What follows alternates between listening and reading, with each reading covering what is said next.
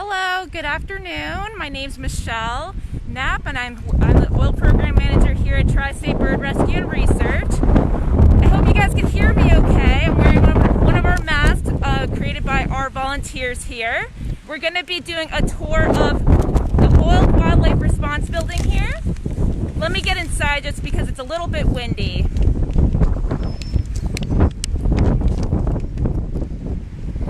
So this is our Oiled Wildlife Response Building. It's the L. Leon Campbell and Alice P. Campbell Wildlife Response Building, but we call it here the Campbell Building for short.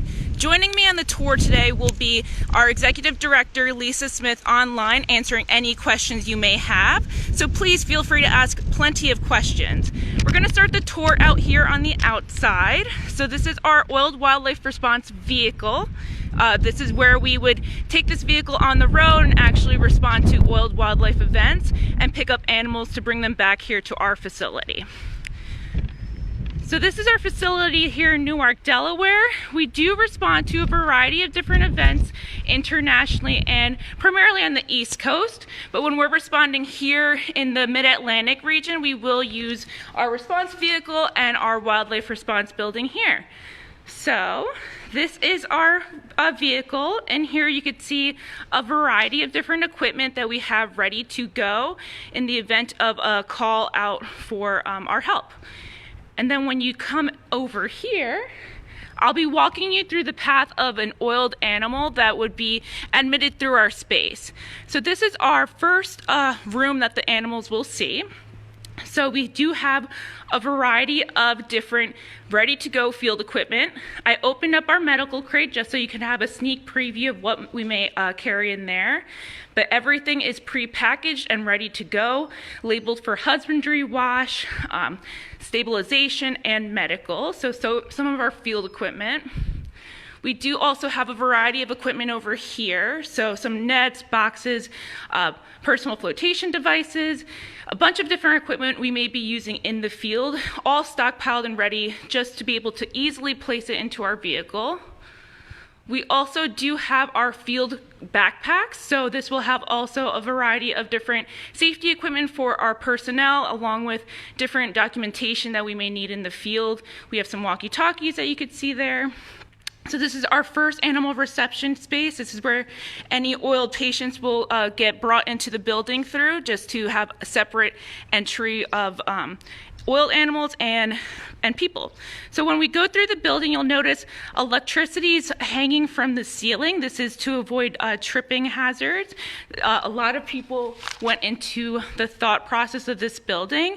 It opened up in 2015 and actually had its first response shortly thereafter in February of 2016. So it was used pretty quickly. So after the animals get brought from the response vehicle into this space, we will go directly into our medical exam room. You'll notice a lot of signage throughout the building. You see some of our safety signage that says PPE is required beyond this point. You'll also see some other signage that tells you that you don't need it in certain areas. Since we don't have any live patients in the building today, we will not be dressed up in our full PPE gear, but I'll be showing you some of the different equipment that we wear when we're actually admitting our patients. So this is our medical exam room. We'll do a quick pan of the room and then I'll give you some more details. But over here, you could see a Tyvek suit. So typically when we enter this space, you're going to be admitting oiled patients. We do work with a variety of different species, not only birds. It will depend on what our permits allow us to do and where we're responding. So we have admitted mammals, reptiles, amphibians, and birds in this room before. So at that point, we'd be wearing a Tyvek suit similar to this, nitrile gloves, boots, and maybe a full face mask, face shield, but we'll also be wearing safety glasses. So you could see a little bit of this in these photos here. And over here we do have our decoy who will be helping us out today, Tuba Goose. So just a decoy for demonstration. So in this space, we would be working with an experienced wildlife veterinarian who's worked with oiled wildlife before.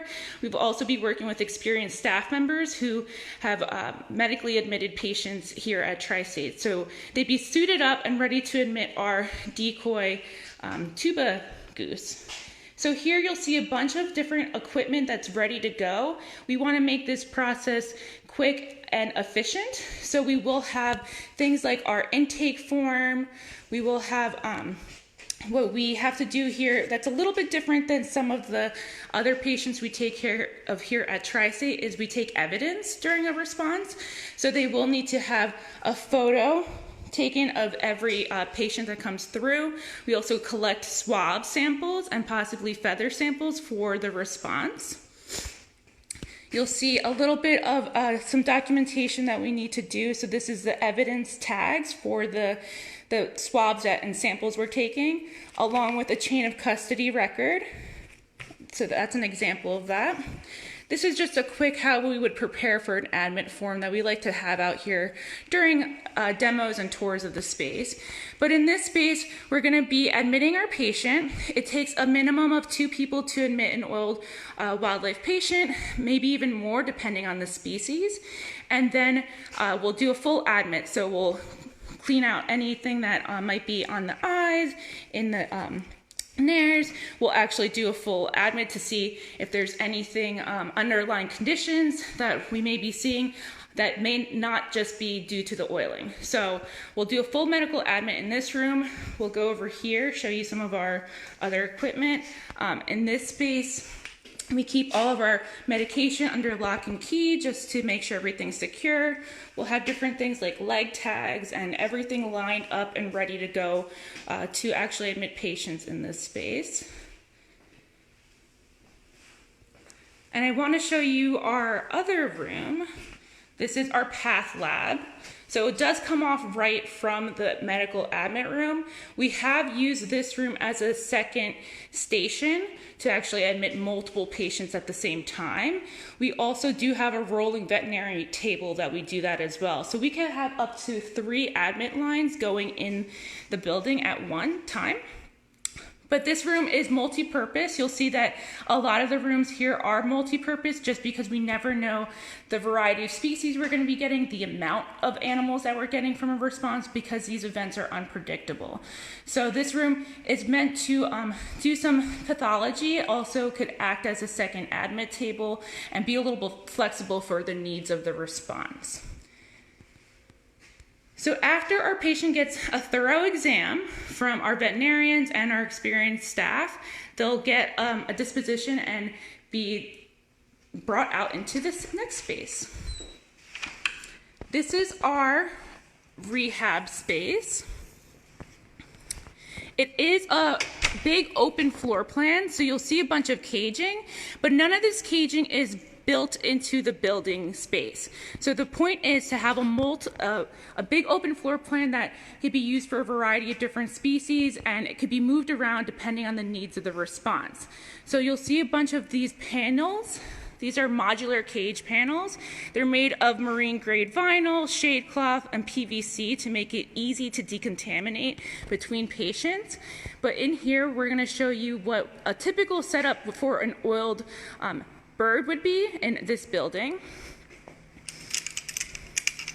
We don't have any live patients in-house right now, so this is why I'm opening the cage for you. We do have a decoy right there, but it's very minimal husbandry, very minimal in the cage itself when they are oiled, because we are not trying to have anything stick to the patient where they're already so debilitated at this point that it's very minimal, and we're just trying to get them to a stable point prior to the wash. So they're gonna have anti-fatigue matting, some sheeting, some food offered, and then no additional husbandry at this point. So this is a typical setup for an oiled wildlife bird in our building. We do have a variety of these, and they are pretty flexible in the sense that you could combine 2 into 1 and create a larger unit if needed. And then you'll notice while we walk through the space, there's a bunch of tape on the floor too. So like I mentioned before, we do have to wear different PPE or personal protective equipment in this building, especially when working with oiled wildlife. So the red is to show the hot zone. So this is where we're going to be definitely needing to wear PPE. The yellow is a warm zone, so typically also called a transition zone. And then on the other side of the building, all the way down there, is our cold zone. So that's basically our clean husbandry and where patients will be placed once they've actually gone through the hot zone into the washroom and then out onto the clean caging space. But before we get there, I do want to show you some other equipment that we have. We do have a variety of different tanks and different tools because, like I mentioned, we don't ever know what type of species we're getting. So in these large troughs, we've held things like snapping turtles, eastern box turtles. Also, we've swam birds in these containers as well. So even all of our caging is meant to be flexible for a variety of different species just because we never really know what we're going to get.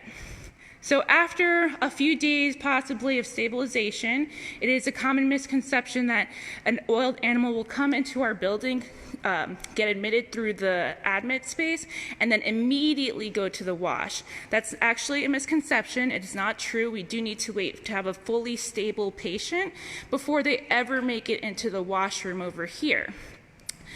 They need to be stable because it is a very strenuous process. We need to be able to provide the best opportunity of survival for this patient. So we do want to make sure that they're stable, that their temperature is up to where it's an appropriate temp for that particular species, that they're holding their head up. So there's a variety of different things we're looking for when we're trying to get an animal stable prior to the wash. But in this space, you will see, once again, a higher level of PPE or personal protective equipment. If you stay tuned on Wednesday, we're going to be doing a very detailed PPE demonstration. But for now, this is basically Mrs. Tyvek, and this is some of the equipment we'd be wearing before we even walk into that space. Once again, you see the signage. We do need to make sure we're wearing the appropriate amount of safety equipment before we walk into that space. But for today, since we have no patients in-house, we're just going to go in. You'll notice in this room, the lights just clicked on. Once again, water is hanging from the ceiling, electricity is hanging from the ceiling. The thought process is we're not trying to avoid tripping hazards. We're trying to make it as safe of an environment as possible for our responders along with our patients. So a lot of things are up away from the ground to avoid tripping. And you'll notice in here, we have our graded floor system. So when you're dealing with oily waste and oily water, so once that patient's become stabilized, they'll come into this space. And the graded floor system is great for us because we're able to dispose of that water in an appropriate manner. So we'll dump the water from the tanks, which would be there. Once again, another decoy just for our demonstration. We'll dump the water into the ground, and then it'll actually go into a storage tank below our building, in which we would get a contractor to come out and appropriately pick up all that oily water and dispose of it appropriately so that we don't have a potential for another oiled wildlife contamination event when you just, if you don't dispose of your oily waste appropriately. So in this room, before they even get ready for that wash, we have to do what we call a feather test. So we'll pluck some feathers from the admit room, and we'll pluck some feathers during that admit exam for this feather test. The idea of the feather test is to be able to make a determination of what the concentration of detergent within the water will be during the wash process. We don't want to guess. We want to be able to test the feathers, and this is a perfect time to do it while that patient's stabilizing. We'll be testing the feathers to determine our concentration. The idea is to have a series of tubs. So it may be 2 tubs, it may be up to 8 tubs. It will always be dependent on that feather test that you did. But we will use either Dawn or Palm Olive, our detergents of choice right now. So we will do feather tests with both detergents and actually determine what concentration we'll be doing. We will do multiple feather tests. So this is just a quick example of a feather test, and these numbers represent percentages. So this was a 5-tub wash, so it was at a 6%, 6%, 4, 2, 0, and then it was in the rinse room. So basically, we'll do this multiple times. You could see just for this particular case, we did it a handful of times to determine the final wash. We also have some other examples over here. So the P to the left is Palmolive, the D to the right is Dawn. So you could see multiple tries were attempted before we even have a live patient go through the tub process. And here's just a quick other example. We'll also try different pre-treatments. So we do a lot of testing before we actually do a real wash for our patient. Before we get our tub set up, like I said, we would have to wear a variety of different PPE, so personal protective equipment, but we may also have a variety of different tools. So when washing different things like a snapping turtle, for example, we use a trusty plunger to help actually control the head during the wash. We'll have different scrub brushes and different tools for a variety of the different species that we deal with here. So we'll get all our tools set up. We'll start setting up our tubs. So once again, we'll have all of our different tubs. We'll start filling them up with water. For when washing a bird, the water is actually at about 104 degrees Fahrenheit. So the room starts to get hot pretty quick. Along with you're wearing the Tyvek suits, you're wearing the aprons, the gauntlet gloves, you're wearing a lot of equipment. So this room will get hot very quickly. We do have a very detailed HVAC system in this building to help with any of those fumes that may be coming off of the patients because of the petroleum products. But in this room, it will get pretty hot pretty quick. We'll have our series of tubs filled up with hot water and then the detergent concentration that we decided on in the feather test. So once we have our tubs filled up, once we've assembled our wash team, which will take a minimum of 2 to 3 people, and at max, you may even have up to 4 to 5, because a lot of times we may want to have someone who's not necessarily in the tubs with us washing that patient, but they're our runner. They're maybe, running to different areas of the washroom to help get additional equipment for us. We'll have bottles with water for rinsing off the face and the eyes. We'll have pitchers filled with water as well. So it is a minimum of about 2 to 3 people on a wash team, depending on the size of your patient. But you'll have someone primarily holding the head and standing on this side with a bunch of little tools. So brushes and sponges on sticks, and they'll be actually washing the face of the patient. We'll have someone else who's just focusing on holding that patient for the washers, and the other person who will be doing the primary washing of the body. So that's typical for a bird patient. It's always going to change and be a little bit different for some of our other patients. Here are some photos of previous washes. So a bald eagle being washed, crayfish being washed, and another bird of prey being washed. So this is a little bit of our washroom space. You'll see over here we have our boots that we will switch into when we're washing in this space. We do keep these boots in this area so that we don't do any cross-contamination within the building. So after the wash, which is a very strenuous process, it could take anywhere between 20 to 45 minutes just to get through this process. We'll go into the next space, which is the rinse room. So the rinse room is right off of the washroom, but you'll see that there's a separation of the rooms. So in the washroom space, like I mentioned, the oily wastewater gets contained into a tank beneath the building, and then will get disposed of appropriately. We'll have trucks come out and pump that water out of the tank and dispose of it. While in this room, our rinse room, the idea is that there should only be a little bit of detergent in that soapy water that's left when you're rinsing the patient. So in this room, it's actually a gray water system, which the water does get recycled throughout the building. So a little bit of the difference between the graded system in the washroom and the rinse room. But once again, we have another decoy on display for us. We have our rinse hoses hanging from the ceiling, coming down. We do have 4 rinse stations in this room. And at this point, we'll be rinsing our patients. So once again, we do have the water pretty warm. So around 100 to 104 degrees Fahrenheit to rinse the patients. This should be a pretty quick process in this room. It shouldn't take nearly as long as a wash, but at times it could, depending on the size of the patient and how detailed that wash was. Each room is set up to stand on its own, so you'll see that there's towels set up in this room. There was towels in the washroom. The idea is that you should be prepared in each room so that you're not running across the building to try to get supplies that may be needed. So after a rinse in this space, we will go into our next room, which is our drying room. So we'll go into this space now.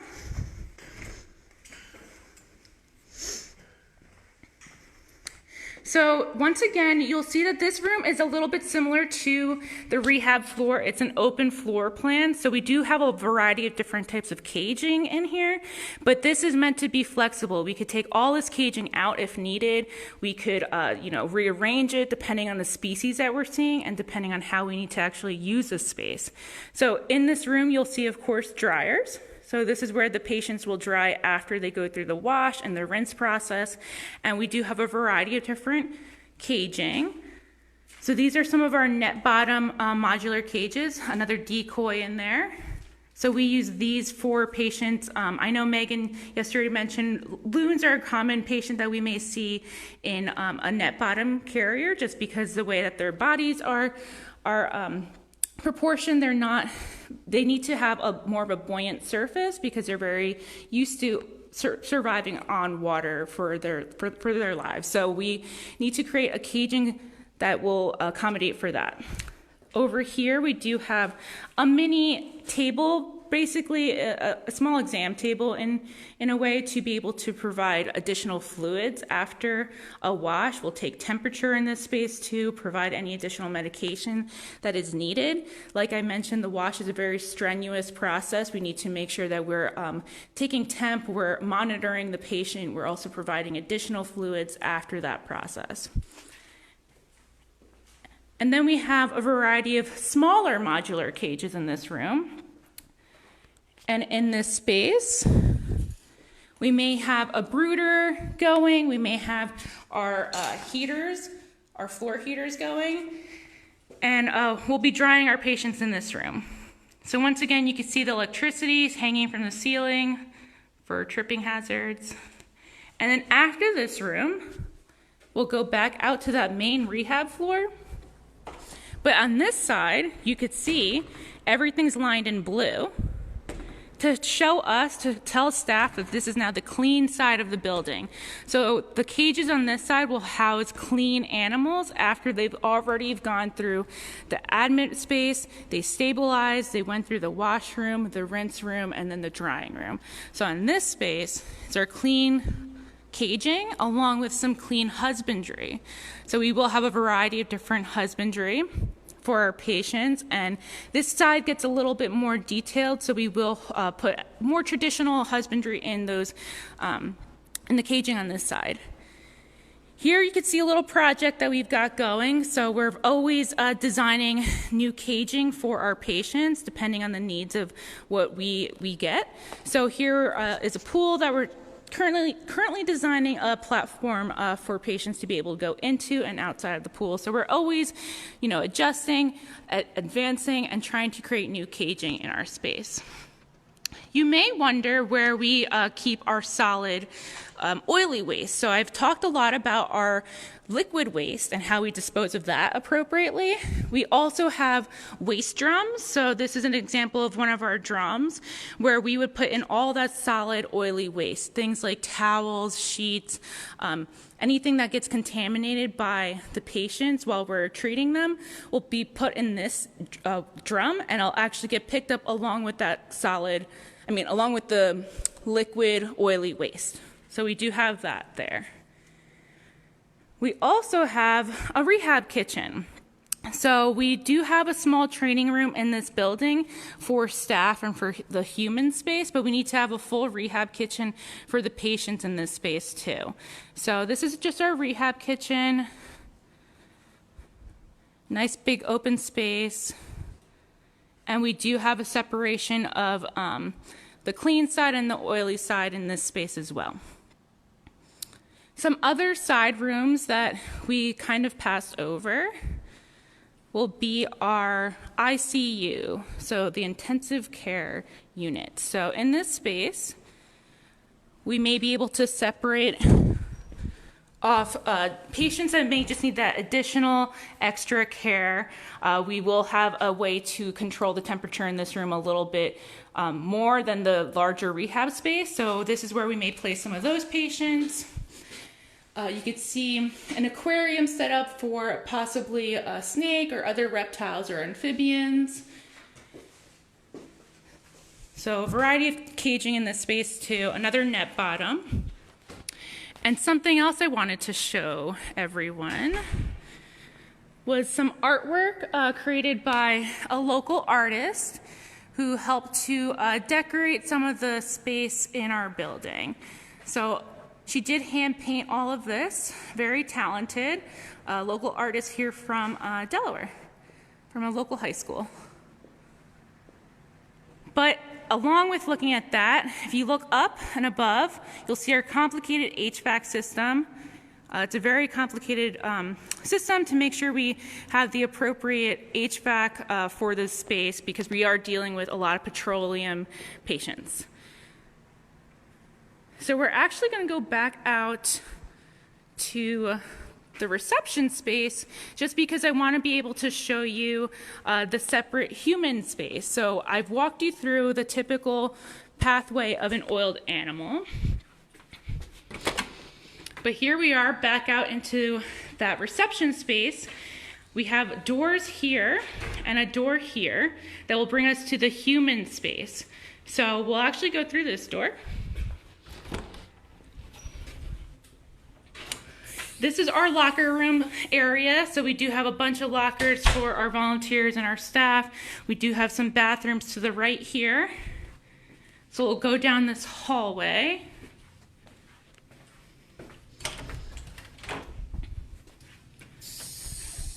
And then we're now in the human space.